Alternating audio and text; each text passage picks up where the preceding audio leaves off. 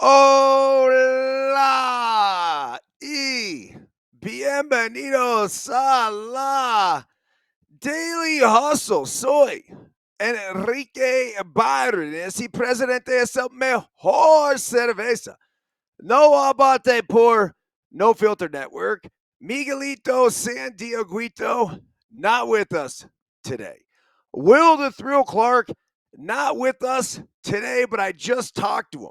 He's in Richmond, Virginia with the AA team. So they have a game tonight. We will not be doing Deuces Wild. At least Thrill and I will not. Biggity Biscuit also has a game. So I'm going to go attend that as well. There is a chance we do something potentially tomorrow at night or later tonight. So stay tuned on that one. But I figured this would be a fantastic time to bring back the Daily Hustle. It's been a long time. And as you guys know, when we come on here each and every single day, when we come on here, we like to properly salute each and every one of you. Yes, yes, yes, yes, yes, yes, yes. Woo! Remember this, folks. When we are juiceful, we are useful. And when we are juiceless, we are fucking useless. So, a very pleasant good morning to you on the 29th day of April, 2025. We've taken a bit of a break. I say we, I guess it's just me when it comes to the Daily Hustle. Usually I'm doing this thing solo. Did it for a long time with Kowalski. There have been other times where I've brought other guests on. And it's just been a hectic month. So, really wanted to focus on Deuces Wild, the content creation there, and then making sure we get those clips out to reach as many people as possible. Well, surely that has been working. We've had several clips go viral, and I think our impact and reach is only as good as so many people that not only obviously will tune into the show here on No Filter Network, but those who download the podcast on Apple, Spotify, or anywhere else. But also, you need to get those people to even understand and realize that a podcast exists. So, in doing that, that's where social media is fucking king. It's crazy because here I was the other day too on a flight, like a Southwest flight, right? And I'm looking at the 70-year-old guy to my right, scrolling Instagram.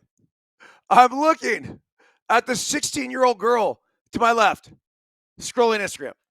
I'm just like, you can't make this shit up. They certainly, I would say Meta or just social media in general, really, right? So it each has their own preference on different platforms. But the bottom line is we used to just like watch TV on flights. And that was, I take that back. Before there were TVs, you used to either conversate and talk to the person next to you, which was pretty cool. And every now and again, I'll pull that whole trick out, right? Actually have a human face to face interaction and conversation. Um, but then it was okay, well, if I'm not talking to somebody, then maybe I'll read a book, maybe I'll read a magazine. I used to get on a flight, I used to always get a People magazine. Never was huge on it. It wasn't like this religious thing that I would do, but whenever I would fly, it's like, oh, this is what I'm gonna do for an hour, a couple hour flight. Well, now unfortunately, fortunately, however you want to look at it, this is the world that we live in. And that is actually how we, as a podcast, whether it's Deuces Wild, Daily Hustle, same thing. That's how we are able to get out to the people. So, that all said, I will say that going forward here, I'm going to make a commitment to really hammer home more daily hustles. I think it's important, and not only the daily hustles by myself, because I don't know if you guys are like me, but there's only so much I can sit here and listen to myself talk, right? I just get bored. It's not as interesting or as fun for me as it is talking with other people. And so Will is so good on his own that I don't like bringing guests on that show. And we've done it before. We've done it several times before. And we most certainly will do it again. But I think the Daily Hustle is an awesome platform to get other people on, to have other people tell their story. As a matter of fact, Shane Green, damn, I got to get back to you, bro. Um, Former all-star pitcher, Detroit Tigers, reached out to me, and we're going to get him on here and tell his story. And I just think all these people, and not all these people, whether it's Major League Baseball players, other professional athletes, be entrepreneurs, whoever it is, they're all part of the hustle. And that's where I think we as a podcast can help one another, right? Where we get to tell these stories. And I've always liked to say that success leaves clues. So when those stories are told and they're able to impact somebody in a positive way, it's like, oh, yes, yes, yes, I want more of that. Okay, so today, the written electronic email communication. So for those who have gotten the Daily Hustle email, basically over the past couple months, those have stopped going out too. Once again, it's just putting priorities in check. Those will be returning shortly as well. But just bear with me. We'll take what we can get in the moment. As you guys all know, life certainly is chaotic, whether it's pickleball, coaching baseball, being a father, chasing the kids around. It's a lot. And I think every now and again we need to stop, take some air through our nostrils, realize, let's be in the moment. And so I do think with all of us, when we feel overwhelmed, that might be the right word. But I know when I get going and I have so many different things happening in my life, what I really like to do is, okay, I can't be two places at once. There's just no way. I am 1000% going to commit to where I am right here, right now. And also believe that sometimes less is more. So when we have 15 different things going on in our lives, it can be a fucking lot. Now, I'm not saying you can't have 7 different things going on in your life, but the more we stack on top of the other, essentially what happens is it takes attention away. So just from the No Filter Network perspective and the social perspective with what's really, really hitting and happening right now is that the pod with Will is the Deuces Wild. So again, we're off tonight. We'll be back next week. All sorts of tales from Richmond and everything else. But stay tuned for the Daily Hustle. And then once again, I'm not opposed to coming on here, doing alternative broadcasts when the Giants are on. It's just such an awesome platform to be able to discuss and have conversations about everything that's going on. Joe, what is up, buddy? Great to see you. No prompted notice of the Daily Hustle. I simply fired it up on No Filter. I'm going to promote it, push this one out a little bit later in the day through social channels as well. Okay, let's get right to it. The Daily Hustle for today, the quote of the day: perfection of the smallest details make big things happen. John Wooden. The Let Them Play at 13U dudes took home rings at the Perfect Game Super Regional NIT in Huntington Beach, and the coaches got a brand new big ass mug. I should have brought the mug up here. They are pretty cool, these big old cups. The boys went 4-0, which included 2 hard-fought one-run victories, and then beat a very good team 16-2 in the finals. Not shocking, Levi once again ended up on top of the pitching leaderboard, and it was fun to see Biscuit get dialed in at the dish after a long ski race season. He earned tourney MVP with a walk-off knock in the semis, a double, 2 homers, 5 walks, 0 strikeouts, 6 runs, and 6 RBI steak sandwiches in the 4 games. G, Teo, Carter, Cooper, and Kipton all went ding-dong Donkey Kong as well. Most importantly, we challenged the boys to be selectively aggressive and fight to put balls in play with 2 strikes, which they did beautifully all tourney long. We like to highlight the big things, of course, and for good reason. But way too often, we forget to celebrate the smallest details, fouling off tough pitches, taking balls in the dirt, above the letters, and making simple adjustments that actually allowed the big things to happen. As always, we appreciate the parents, kids, umpires, and tourney directors for their very hard. Oh, oh, hold on. Let me see if I can read this again. As always, we appreciate the parents, kids, umpires, and tourney directors that work very hard to make these educational experiences possible. Next up, Beast of the East. So, yeah, fantastic tourney this weekend. I say Huntington Beach. We actually ended up playing out in Fullerton, but the games were rained out on Saturday. So we played 4 games on Sunday, 2 pool play games. Then we went into bracket play. We got the number 1 seed after the 2 pool play games. So that gave us the bye into the semifinals. So there were teams that potentially were going to have to play 5 games. But 101 Nation was the other team that got the bye. They got the 2 seed. And then we ended up facing off with them in the finals. As far as the daily hustle today and the perfection of the smallest details, that was one of the things, not say one of the things, that was a big thing that we as coaches try to hammer home this weekend. Now, we're coming off a tough weekend in Vegas. We went 2-2, and being, I don't give a shit about the rankings, but the number 1 team in the West and what is supposed to be the 7th best team in the country, we went into Vegas last weekend thinking this is our tournament, right? It's ours to win. If you had to put some kind of betting line on it, which would be very interesting if they did, we would have been the favorites. Now, saying that we would have won more than 50% of the time, no, I don't think that would be the case with a gigantic tournament. But we definitely were in the hunt. Well, we ended up going 2-2.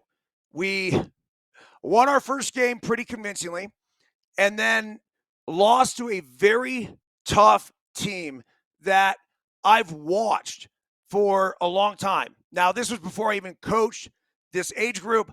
I saw this team. They're called the Hurricanes. They used to be the Olive Hurricanes. And if I'm not mistaken, how this team came together was that they were a pony team, right? And then I realized I'm sure they've mixed and matched everything else. But always fear the team, and I really do, that has played together for a long time. That the immediate red flag.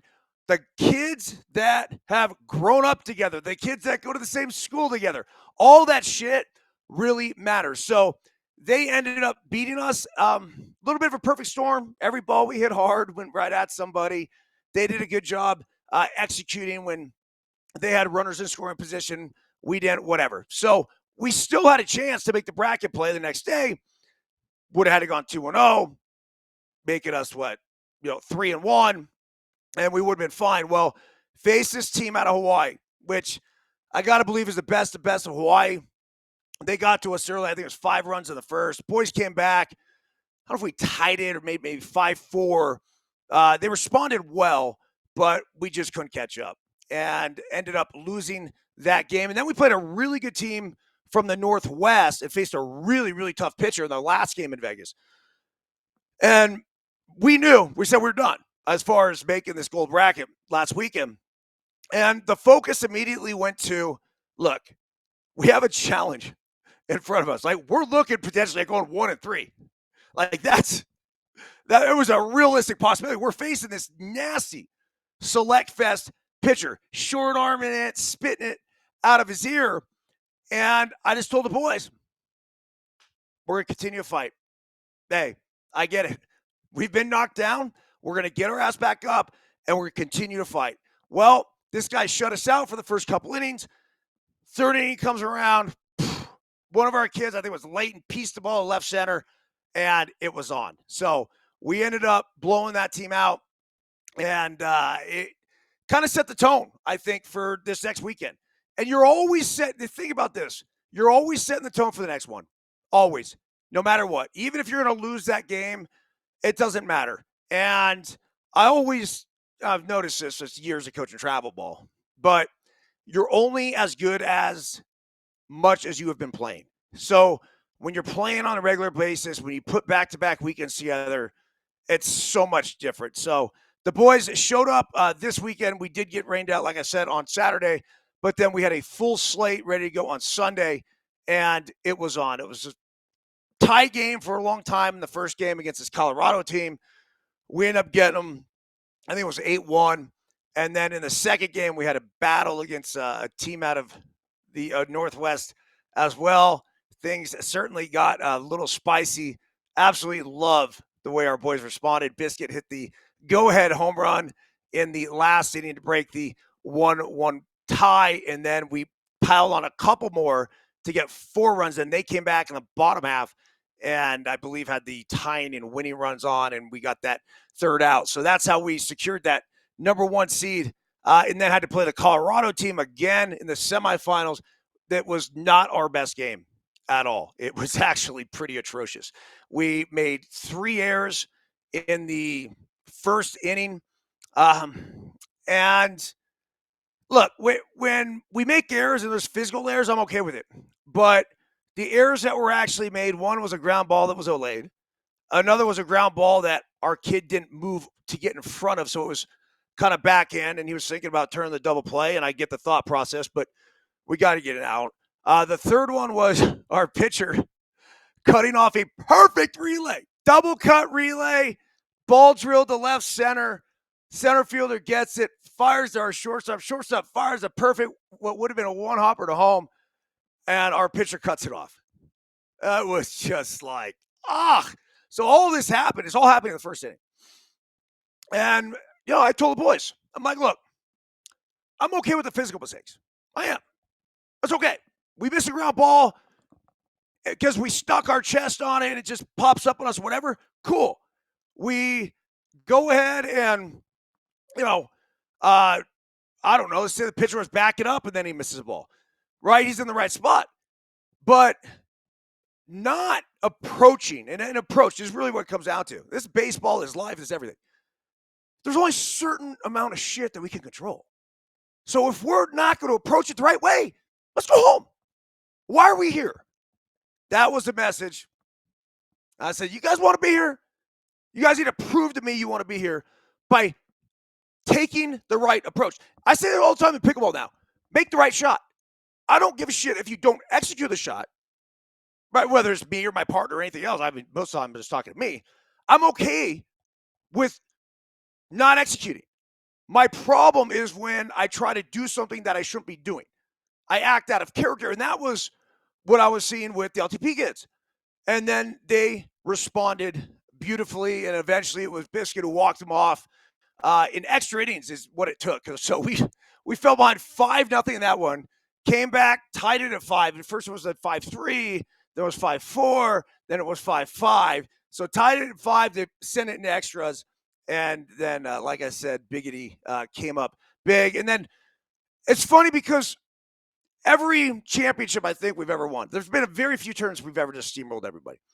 But we got to the finals. We're facing a really good team. It's 101 Nation team. They beat us the last time we played them. And they actually have, I say a handful. I mean, 2 specific that I can think of off the top of my head, probably 3. There's another one that wasn't there. 3 kids that have played for LTP before. Good kids, great players, and we knew it was going to be a dogfight. Well, we jumped on them early, and we didn't look back. 16-2 was the final in that one. So came back yesterday, back in town. That was Vegas, by the way, to Mexico. So this is a lot of the reason why I haven't been up on the Daily Hustle. Vegas to Mexico, Mexico to Huntington Beach, now back in Tahoe, which is certainly just awesome to be home. Okay, let's get to Major League Baseball now. We have new power rankings. And the power rankings come from different spots. So there's one I actually put up on the No Filter account that was very different than this one. As a matter of fact, the number one team in these other power rankings, I mean, this is crazy, is the number 6 team in these power rankings. So tread lightly, and this is how much power rankings actually mean, but these are the MLB power rankings according to The Athletic. This is by Tim Britton, Johnny Flores, and Andrew McCullough. So here we go. Let's work backwards. Let's go 10 to 1. Number 10, the 16 and 14 Boston Red Sox. They were number 11 last week. It says some of our statistical superlatives are surprises that may not necessarily last. Others are mere continuations of what we've seen before, projecting well the rest of the year. Perhaps if a player has signed a long-term extension recently, well into the future. Basically, nobody in baseball derives more value from their fastballs than Crochet. Crochet is nasty. And yes, the plural is important. Crochet throws 3 of them: four-seamer, sinker, and cutter, the last of which has become the bread and butter so far this season. So certainly one of the reasons the Red Sox are back in the top 10. Number 9, the Philadelphia Phillies are sitting there with a 15 and 13 record. They have certainly dropped. Number 8, the Arizona Diamondbacks. They are on the rise. It says the statistical superlative Eugenio Suarez had 4 homers in a game. I mean, that's the first time we've seen that in a while. I always think back to Sean Green for whatever reason, for the infamous 4-homer game, good buddy of mine. It says the statistic known as ISO, so this is isolated power, I believe, is used to measure a player's raw power. Yep. The simple formula subtracts a player's batting average from his slugging percentage. After Suarez slugged 4 homers on Saturday night, his ISO jumped to 362, 26 points ahead of the next best hitter, his teammate Corbin Carroll. But Carroll's numbers are reflective of an overall renaissance. He was hitting 302 heading into Sunday. Suarez has only been hitting homers. 10 of his 19 hits this season were dingers. Isn't it crazy? And before he went over to the Diamondbacks, I think when he first got there, I was looking at it. Eugenio Suarez is one of the best power hitters over the past 5 years. Like, I mean, he's right there up there with Judge. It's crazy when you look at those numbers. I don't have them in front of me, so I don't want to spew out a bunch of bullshit. But go look at like most homers over the past 5 seasons. Eugenio Suarez's name is at or towards the very top of the list. Number 7, the Detroit Tigers. Look the fuck out for AJ Hinch and his career. They're 18 and 11. They're 13 and 3 at home. I mean, it just speaks to their pitching, right? It says, listen, there's a lot about the 2025 Tigers as of Monday. Their 18-10 record was the best in the American League and 3rd best in all of baseball. Both Casey Mize and Spencer Torkelson have made it on their 1-1 draft position. Tariq Skubal has been absolute nails to begin the season.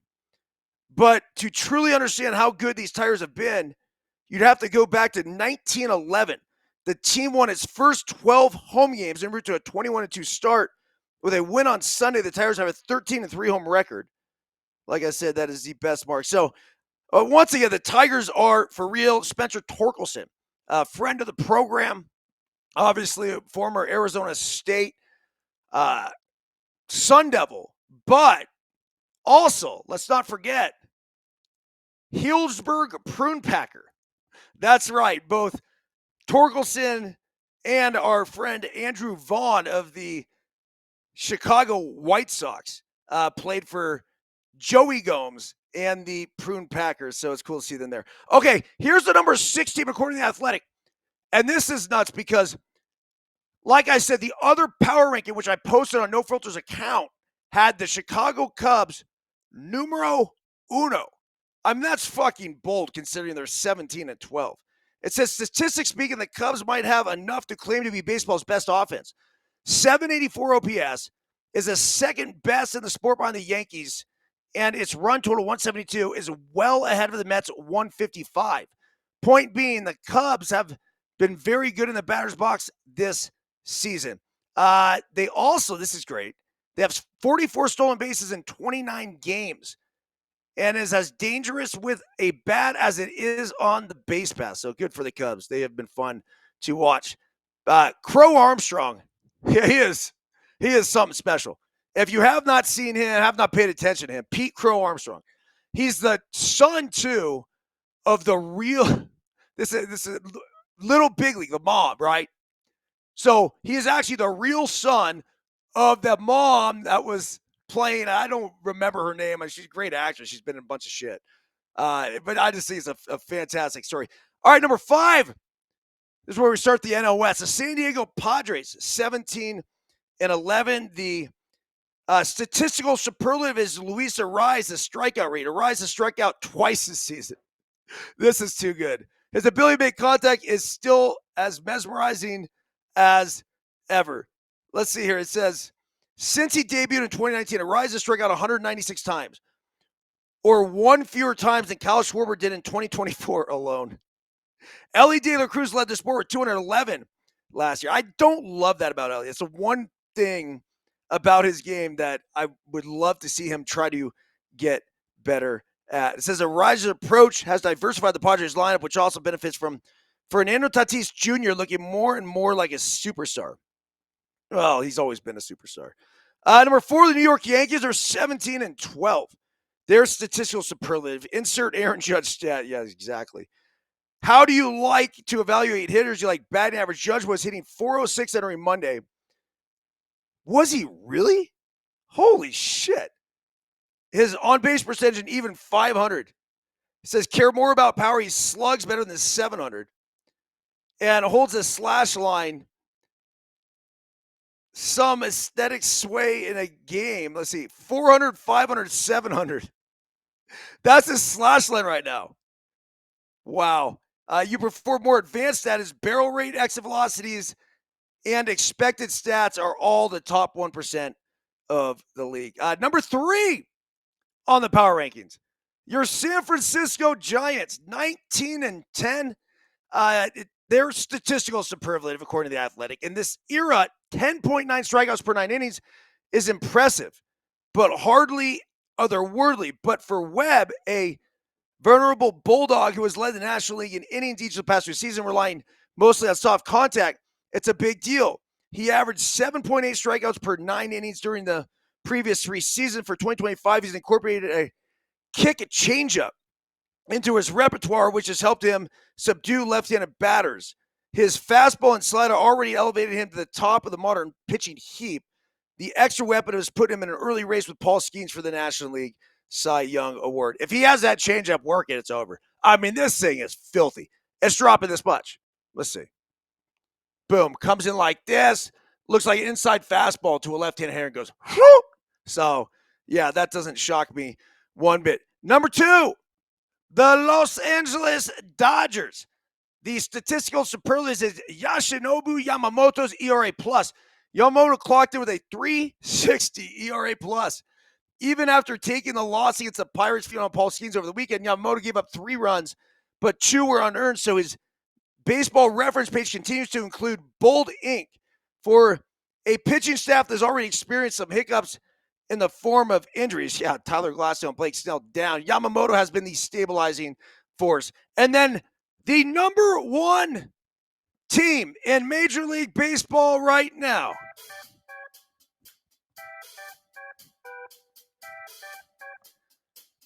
The New York Mets. That's right. The Mets are atop the list, and Juan Soto is laughing at all of the Yankees players, front office, and fans who talk shit for him going there. The Mets are the real fucking deal. Production up and down the lineup. The pitching staff has been lights out. They have not given up more than 4 runs yet this season. It's insane. So kudos to Soto for forecasting who is going to be the best team going forward. And right now, so far, 3 weeks into his 14, 15-year contract. Juan Soto is winning that game. Their statistical superlative, Pete Alonso's red hot start. Yep, Alonso has been en fuego. It says, look, when he broke Aaron Judge's rookie home run record 1 year later and across town in 2019, Pete Alonso's intention was probably not to set up a career-long juxtaposition. Juxtaposition, that's a word. I don't know. I'm not sure I've ever seen that. With the greatest hitter of his era. Right here in the moment, though, Alonso is the closest thing in the National League to Judge has. A big right-handed power hitter is doing everything on the plate right now. Off a couple of down seasons, Alonso is as locked in as ever. He's swinging at more strikes and less pitches out of the zone. See how fucking easy hitting is? It's really not that hard. He's hitting the ball harder and more often. He's coming through whenever the opposition decides it prefers him at the plate over Juan Soto. He's basically carried a surprising suspect of Mets offense to this point. It doesn't surprise me at all. This dude was pissed. He got screwed. He really did. It wasn't fair. He did not deserve to get the treatment he did this offseason by all the teams. This was one of the best free agent bats on the market, and quite frankly, nobody was interested. And that's how he ended up back with the Mets. Not to say that he wanted to play elsewhere. Look, I don't know. It's tough to get inside the guy's head, but he got screwed. And he came back with a little fuck you in his bat, and he has proven that he certainly is worthy of the big dollars. Okay, Tuesday around Major League Baseball, full slate of action. Twins in Cleveland and New York at Baltimore. The Cubs at Pittsburgh. It looks like this is about to kick off right now. You have St. Louis at Cincinnati, Washington at Philadelphia, Kansas City, Tampa Bay, Boston at Toronto. Arizona is at the New York Mets that we just talked about. Milwaukee is at the White Sox. A's at Texas. Detroit at Houston. Good for the A's, by the way. They're now 15-14 with their win yesterday in Texas. Detroit is at Houston. Mentioned their record earlier, 18-11. Houston's 15-13. Atlanta, they're kind of creeping back. I mean, it's going to help playing the Colorado Rockies. 13-15 now. Remember the horrific start that they got off to? They're about back to 500. Law of averages, why we play 162. The Angels are at Seattle. Angels are 12-15. Seattle 16-12. Then the San Francisco Giants starting off a series in San Diego at Petco tonight. Giants 19-10 and the Padres 17-11. That's going to be a fun one to watch starting at 6:40. If I get back in time early enough, we will fire on a Deuces Wild show. We will. And we'll do a little watch party with the Giants and the Padres tonight. And then lastly, it's the Marlins at the Dodgers. Tommy Edman, big walk-off knock for the Doyers last night. Noche. So, welcome back. I'm welcoming me back. Everybody else. Joe, John Davis, John Emmanuel Ramos, Henderson, and Makati City. We are international once again, motherfuckers. Stay tuned. More Daily Hustles coming. Potential Deuces Wild and everything else. Oh, and by the way, we're brought to you by the Daily Hustle 222 Unfiltered Life Guidance from a Human Crash Test Dummy, as well as the F It List, Life Lessons from a Human Crash Test Dummy, and the Let Them Play brand new book, The Parenting and Coaching Guide to Youth Sports. We are also brought to you by the legendary Foot Reflexology Board. You want to increase blood circulation, decrease inflammation, sleep better, live better in all aspects of your life. Inflammation is the root of all evil. In order to get rid of that, we need to get the blood flowing. The Foot Reflexology Board is thousands of years old. Go to ericbyrnes.com. Now, word on the street is that we've had some technical difficulties. So if you try to order today and it doesn't come through, I apologize. Try back again tomorrow. This won't be down for more than a day. And then here's Flippy. Yep. There's the smiling double bird stick figure. Just simply saying a nice, not necessarily fuck you to the world, but get the fuck out of my way. I'm here to get shit done. All right. Have a fantastic day, and we will see you either tonight or back mañana in the AM. That's it. See ya.